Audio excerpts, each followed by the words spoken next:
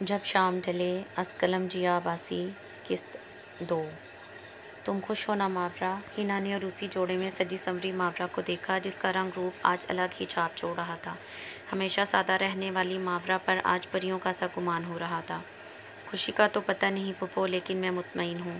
آئینے میں نظر آتے اپنے عکس سے نظریں ہٹا کر اس نے مڑتے ہوئے پوچھا۔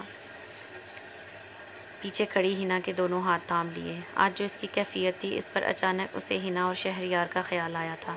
شہریار سے نکاح کے وقت اس کی پھپھو کے بھی تو کتنے ارمان ہوں گے، جن کی پرواہ کیے بغیر وہ شخص اپنے ساتھ باندھ کر بھی انہیں تنہا چھوڑ گیا تھا۔ کیا ہوا، ایسے کیا دیکھ رہی ہو؟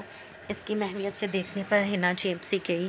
بلیک ڈریس میں مناسب میک اپ کے ساتھ وہ آج بھی اتنی ہی پرکشش اور پیاری لگتی تھی، مانو یوں کہ ماہوں سال کی گرد اسے چھو کر بھی نہ گزری ہو۔ بس ایسے ہی بہت پیاری لگ رہی ہیں۔ بہت کچھ کہنے کی اپنی خواہش کو دباتے ہوئے ماورا نے مسکرا کر انہیں چھیڑا۔ وہ نہیں چاہتی تھی اس کی باتیں ہینا کو آج کے دن اداس کریں۔ مکھن نہ لگاؤ لڑکی، ہینا نے ہلکے سے اس کے سر پر چپت لگائی۔ پھپھو نکاح خواں آ گئے ہیں، صبا کمرے میں آتے ہوئی بولی۔ ہاں بس ہم بھی تیار ہیں لڑکی، تم نے مجھے باتوں میں لگا کر بھلوا ہی دیا، صبا کو جواب دے کر وہ ماورا سے بولی، جو دھیرے سے مسکرا دی۔ چند منٹ بعد حسین چنگیزی قاضی صاحب کے ساتھ کمرے میں داخل ہوئے تھے۔ باقی خواتین بھی ان کے پیچھے ہی تھیں۔ نکاح نامے پر سائن کرتے وقت اپنے باپ کی کمی کو محسوس کرتے ہوئے اسے شدت سے رونا آیا تھا۔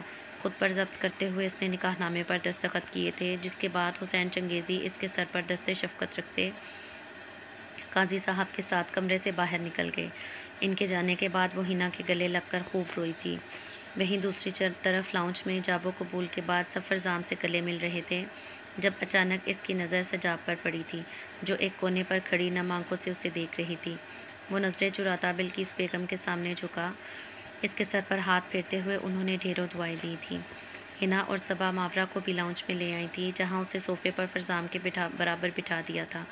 سب خوش ہوتے انہیں مستقبل کے لیے دعائیں دے رہے تھے، جب سجاب اپنے آنسو صاف کرتی لاؤنج سے نکل کر سیڑھیاں چڑھتی ہوئی اوپر بنے کمروں کی طرف چلی گئی۔ اس کو جاتے دیکھ فرزام کو یکدم افسوس نے آن گھیرا۔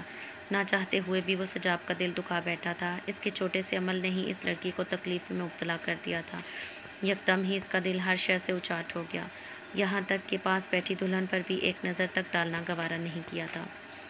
بس اتنی محبت کافی ہے، تم ہنس کے ملو پھولوں کی طرح، دن رات کاٹیں خوابوں کی طرح، آوارہ ہوا لہرا کے چلے جب شام ڈھلے، ایک پیڑ تلے تم ہنس کے ملو۔ بس اتنی محبت کافی ہے، تم ساتھ رہو سانسوں میں رہو، تم پاس رہو باہوں میں رہو، تم دل میں رہو دھڑکن کی طرح، خوابوں میں رہو یادوں کی طرح۔ بس اتنی محبت کافی ہے، بس اتنی محبت کافی ہے۔ دھیرے دھیرے قدم اٹھاتا وہ اس کی طرف بڑھا تھا۔ عرصہ ہوا تھا اس چہرے کو دیکھے ہوئے، کتنی دعائیں کی تھیں اس چہرے کو دیکھنے کے لیے۔ قریب جا کر اس کو چھو لینے کی بےتابی اس کی آنکھوں سے جھلک رہی تھی۔ اس کا اسے دیکھ کر چونکنا، رکنا اور پھر دھیرے دھیرے اس کی جانب قدم بڑھانا، وہ فدا ہی تو ہو گیا تھا۔ کیسی ہو؟ عین مقابل ہو کر ایک دوسرے کی آنکھوں میں آنکھیں ڈالے ہمیشہ کی طرح پہل اس نے کی تھی۔ ٹھیک ہوں، وہ دھیمے لہجے میں بولی۔ چند پل پہلے موجود بہت کچھ کہنے اور بہت کچھ سننے کی خواہش اس پل دم توڑ گئی تھی۔ وہ دونوں اس پل اور اس لمحے بس ایک دوسرے کو دیکھتے رہنا چاہتے تھے۔ کہنا چاہیں بھی تو دیدار یار کے بعد اب کچھ یاد ہی نہیں رہا تھا۔ جانے کتنے لمحے ان دونوں کے درمیان یوں خاموشی میں گزرے، جب نرم گرفت کے ساتھ اس پری پیکر کا ہاتھ اپنے مضبوط گرفت میں تھام کر وہ سمندر کی آتی جاتی لہروں کو دیکھنے لگا۔ وہ بھی سمندر کی لہروں کو دیکھتی خود کو پرسکون محسوس کر رہی تھی، جب اس کی آواز اس کی سماعتوں سے ٹکرائی تھی۔ کیوں کیا تم نے ایسا؟ عشاء کی نماز کے بعد وہ دروازے کو دھکیلتی بلقیس بیگم کے کمرے میں داخل ہوئی تھی۔ وہ ہاتھ میں تسبیح لیے بیٹھی تھی، اسے دیکھتے ہی اپنے پاس آنے کا اشارہ کیا۔ ماورا چلتی ہوئی ان کے پاس ہی بیڈ پر بیٹھ گئی۔ آج میری بیٹی پر بڑا روپ آیا ہے۔ گھنٹوں پہلے ہوئے نکاح کے بعد اب وہ اپنے سادہ لون کے شلوار قمیض میں ملبوس تھی، پھر بھی پیاری لگ رہی تھی۔ دادی جان کی بات پر وہ جھیپ سی گئی۔ مجھے تجھ سے کچھ ضروری باتیں کرنی تھیں، لیکن اس سے پہلے میں تجھے کچھ دینا چاہتی ہوں۔ اپنے پاس رکھے چھوٹے سے صندوق سے مخمل کا تھیلا باہر نکالا، جس میں 2 سونے کے بھاری کنگن تھے۔ یہ فرزام کی بیوی کے لیے بنوائے تھے، اب تمہارے ہیں۔ دادی جان نے باری باری دونوں کنگن اس کے ہاتھوں میں پہنا دیے۔ میری ایک بات ہمیشہ یاد رکھنا بیٹا، گھر کو آباد رکھنے کی ذمہ داری عورت کی ہوتی ہے۔ مرد چاہے جیسا بھی ہو، عورت کے لیے یہی کافی ہوتا ہے کہ مرد کا نام اس کے نام سے جڑا ہے، چاہے وہ پاس ہو یا نہیں۔ بلقیس بیگم پرانے زمانے کی سوچ رکھنے والی خاتون تھیں۔ اسے کیا سمجھانا چاہ رہی تھیں آج وہ اچھے سے سمجھ گئی تھی۔ شہریار کے پلٹ کر نہ آنے اور اتنے سال گزر جانے کے بعد بھی ہنا نے اب تک خلا کیوں نہیں لی، آج اسے اچھے سے سمجھ آ گیا تھا کہ بیوی کے نام کے ساتھ جڑا شوہر کا نام ہی کافی تھا۔ سالوں پہلے بھی ہنا کو شاید یہی تلقین کی گئی تھی اور آج اسے بھی اسی بات کا درس دیا جا رہا تھا۔ وہ خاموشی سے دادی جان کو دیکھتی رہی۔ بہرحال اختلاف کرنے کی ہمت ہنا میں نہیں تھی تو اس میں بھی نہیں تھی، سو چپ رہنا بہتر سمجھا۔ فرزام اچھا بچہ ہے، مجھے پورا یقین ہے وہ تیرا ہمیشہ خیال رکھے گا۔ تم نے بھی ایسا کوئی کام نہیں کرنا جو وہ تم سے متنفر ہو۔ وہ پوچھنا چاہتی تھی اگر سارا قصور عورت کے حصے میں ہے تو پھپھو نے ایسا کیا جرم کیا تھا جو شہریار پھپھا نے کبھی پلٹ کر نہیں دیکھا مگر خاموش۔ سمجھ رہی ہو نا میں کیا کہنا چاہتی ہوں؟ بے فکر رہیں دادی جان، میں پوری کوشش کروں گی اس رشتے کو نبھانے کی، بالکل اس طرح جیسے ہنا پھپھو بھی آج تک رشتے کو سنبھالے ہوئے ہیں۔ ان کے ضعیف ہاتھوں کو اپنے ہاتھوں میں تھامے وہ یقین دلاتے ہوئے بولی۔ یہ سچ بھی تھا کہ اس رشتے کو نبھانے کے سوا اس کے پاس کوئی چارہ نہیں تھا۔ سدا سہاگن رہو، اب جاؤ اور میرے پاس ذرا ہنا کو بھیج دینا۔ وہ جی اچھا کہتی ان کے کمرے سے نکل گئی۔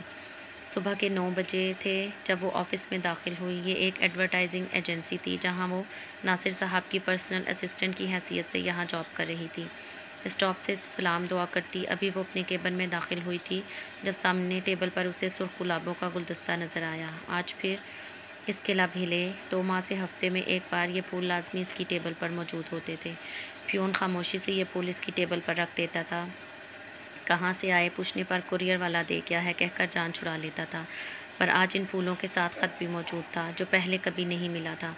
اس نے ہاتھ میں لے کر خط کو کھولا۔ اندر لکھی تحریر پر اس کا دل ایک لمحے کے لیے دھڑکا تھا۔ ڈیئر ہنا، مجھے یقین ہے ان پھولوں کو دیکھ کر ہمیشہ کی طرح تم آج بھی حیران ہوئی ہوگی۔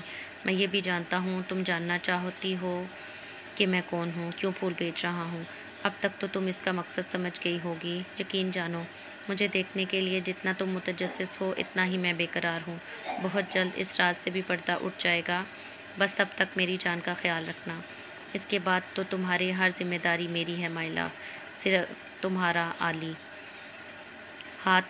خط ہاتھ میں تھامے وہ ساکت کھڑی تھی۔ یہ کون تھا جو دعوے دار بننے چلا آیا تھا؟ اچانک ہی اسے خوف سا محسوس ہونے لگا۔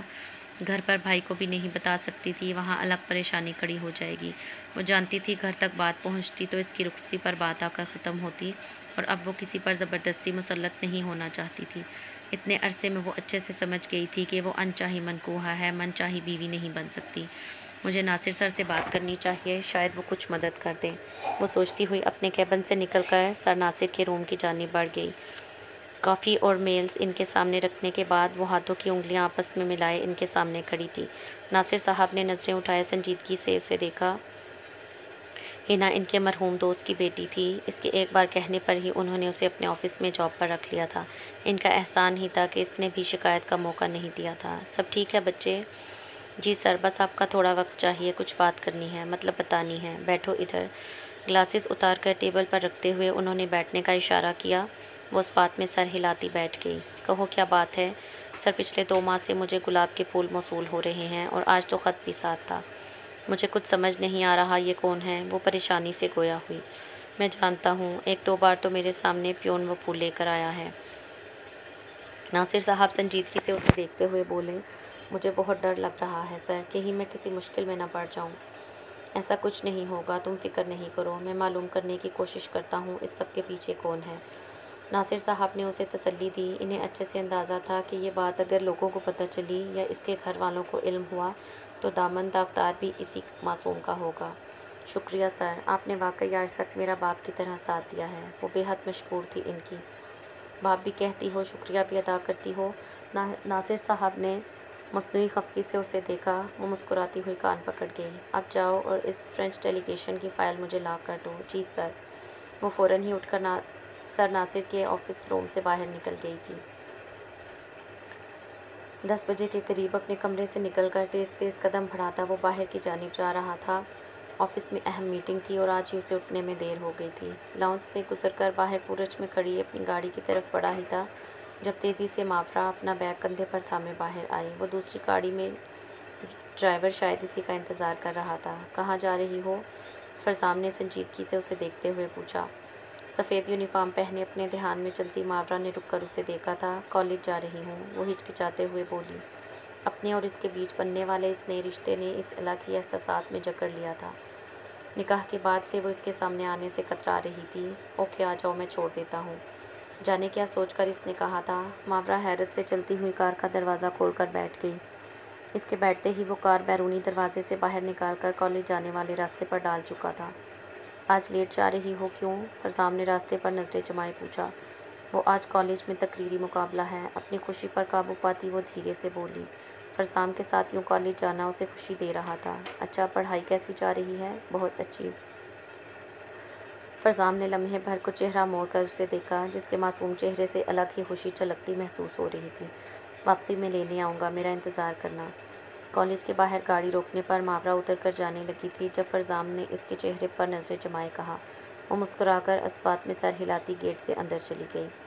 وہ چند پل وہاں رکا، جاتی ہوئی ماورا کی پشت کو دیکھتا رہا۔ ایک ذمہ داری اس کے کندھوں پر ڈال دی گئی تھی۔ اللہ اور اس کے رسول کو گواہ بنا کر اس ذمہ داری کو قبول کیا تھا۔ اب وہ اس سے غافل نہیں ہو سکتا تھا۔ تمام سوچوں کو جھٹک کر وہ گاڑی آگے بڑھاتا اب آفس جا رہا تھا۔ آنے والے دنوں میں جہاں فرزام اور ماورا کے رشتے میں مثبت تبدیلیاں نظر آنے لگی تھیں، وہیں ہنا کے لیے پھولوں اور خطوں کا سلسلہ مزید بڑھ گیا تھا۔ جہاں ہفتے میں ایک بار پیون اس کی ٹیبل پر گلاب کے پھول رکھ کر جاتا تھا، اب وہاں روز اسے دکھائی دینے لگے تھے۔ انہیں بیچنے والے کا اب تک کوئی سراغ ہاتھ نہیں لگا تھا، جس کے باعث وہ بے حد پریشان رہنے لگی تھی۔ پہلے سوچوں کا محور جہاں شہریار منصور ہوا کرتا تھا، اب کچھ عرصے سے اس کی جگہ علی نے لے لی تھی۔ اتوار کی صبح تھی، وہ ابھی کمرے سے نکلی تھی کہ سامنے اسے بلیک پینٹ اور آسمانی رنگ کی شرٹ میں فرزام کھڑا نظر آیا۔ ہنا حیرت سے دیکھتے ہوئے اس کی جانب بڑھی۔ اتوار کے دن وہ دوپہر تک پڑا سوتا تھا، اس لیے حیران ہونا بنتا تھا۔ خیریت ہے؟ فرزام نے چونک کر اسے دیکھا۔ جی پھوپھو۔ وہ سر پر ہاتھ پھیرتے ہوئے دھیرے سے ہنس پڑا۔ اتنی صبح جاگنے اور یہاں کھڑے ہونے کی وجہ؟ ان کا اشارہ ماورا کے دروازے کی طرف تھا، مگر اس سے پہلے وہ کوئی جواب دیتا، ماورا دروازہ کھول کر تیزی سے باہر آئی اور ہنا کو دیکھ کر چونکی۔ چونک تو ہنا بھی گئی تھی اس کی تیاریاں دیکھ کر۔ سفید فراق اور چوڑی دار پاجامے کے ساتھ لال رنگ کا دوپٹہ گلے میں ڈالے، بال کو نیچے سے کرل کر کے کھلا چھوڑا ہوا تھا۔ دونوں ہاتھوں میں کلائیوں تک سجی اسٹیل کی چوڑیاں، کانوں میں موجود چھوٹی چھوٹی جھمکیاں، آنکھوں میں کاجل، لبوں پر ہلکی گلابی لپسٹک۔ فرزام تو فرزام، ہنا بھی چند لمحوں کے لیے مسمرائز ہوئی تھی۔ الگ ہی اتنی پیاری رہی تھی۔ ڈیٹ پر جا رہے ہو؟ مسکراہٹ دباتے ہوئے سنجیدگی سے پوچھا۔ کیا؟ وہ پھوپھو۔ ماورا تو بوکھلا ہی گئی تھی انہیں سامنے دیکھ کر۔ پھوپھو پلیز کسی کو بتائیے گا نہیں، اور سنبھال لیجیے گا، پلیز پلیز پلیز۔ فرزام نے ان کے دونوں ہاتھ پکڑ کر ملتجی لہجے میں کہا۔ اچھا ٹھیک ہے، جاؤ، ویسے بھی تم دونوں کا نکاح ہو چکا ہے، کوئی کچھ نہیں کہے گا، بس خیال رکھنا اس کا۔ ماورا کے سر پر ہاتھ پھیرتے ہوئے مسکرا کر بولی۔ دونوں اسبات میں سر ہلاتے سیڑھیاں اتر کر باہر کی جانب بڑھ گئے۔ ہنا وہیں کھڑی گرل پر ہاتھ جمائے انہیں جاتے دیکھ رہی تھی۔ اللہ بس ایسے ہی دونوں کو ساتھ ہمیشہ بنائے رکھنا۔ دل سے ان دونوں کی خوشیوں کی دعا کرتی وہ کچن کی طرف چل پڑی، اس بات سے انجان کہ آنے والا وقت ان کی زندگیوں میں کتنے طوفان لانے والا ہے۔